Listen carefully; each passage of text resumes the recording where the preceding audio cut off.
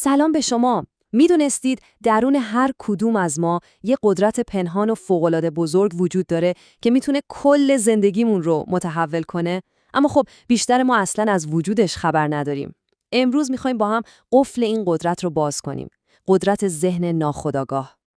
ببینید این یه سوال ساده نیست. واقعاً نیست. این کلیدیه که میتونه در رو به روی پتانسیل واقعی شما باز کنه. فقط یه لحظه تصور کنید. اگه بتونید از این قدرت برای رسیدن به هر هدفی که دارید استفاده کنید، چی میشه؟ بیایید با هم این سفر هیجان انگیز رو شروع کنیم.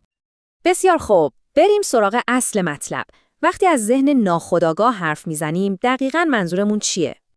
بذارید اینجوری بگم. ذهن ناخودآگاهتون دقیقاً مثل سیستم عامل کامپیوتر یا گوشیتونه. همیشه در پس زمینه داره کار میکنه، همه برنامه‌ها رو اجرا میکنه و تجربیات شما رو شکل میده بدون اینکه شما اصلاً متوجه تک تک این فرآیندها بشید. عمیق‌ترین باورهای شما کدهای اصلی این سیستم عامل هستن. خب، همین موضوع ما رو میرسونه به اولین درس کلیدی. باید بفهمیم که ذهن ما اصلاً چطوری کار میکنه.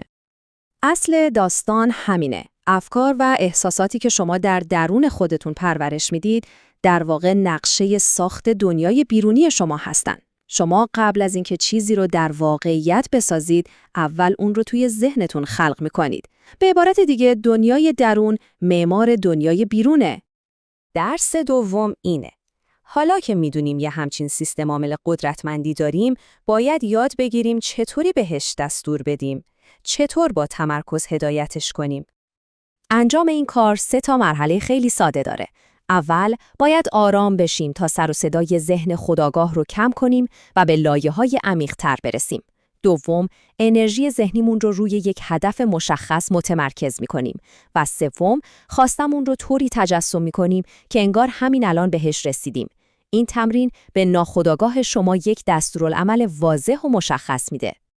و اما درس سوم که شاید مهمترین بخش ماجرا باشه. ببینید، قبل از اینکه بخوایم برنامه جدیدی نصب کنیم، اول باید سیستم رو ویروس کشی کنیم. درسته؟ این موانع همون باورهای منفی ما هستن. به این مثال‌های نگاه بندازید. خیلی آشنا به نظر میرسن، نه؟ این باورها دقیقاً مثل علف‌های هرز توی باغچه ذهن ما هستن. اگه ریشه کنش نکنیم، جلوی رشد هر بذر مثبتی رو میگیرن و تمام انرژی ما رو هدر میدن. و حالا میرسیم به قدرتمندترین قدم توی درس 4، جایگزینی آگاهانه.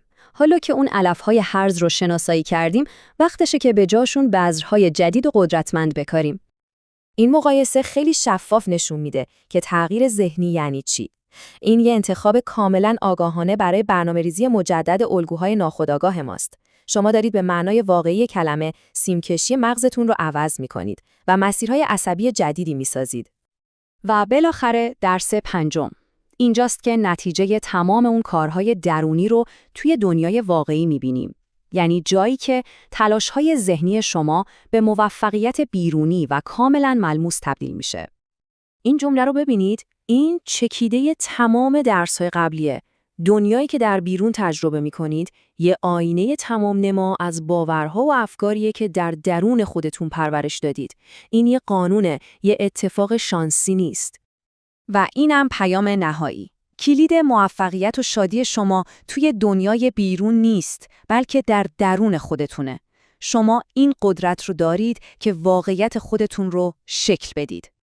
خب، این سفر بزرگ با یه قدم کوچیک شروع میشه. پس از خودتون بپرسید اولین باوری که برای ساختن واقعیت جدیدتون میخواید تغییر بدید چیه؟ این قدرت از همین لحظه در دستان شماست.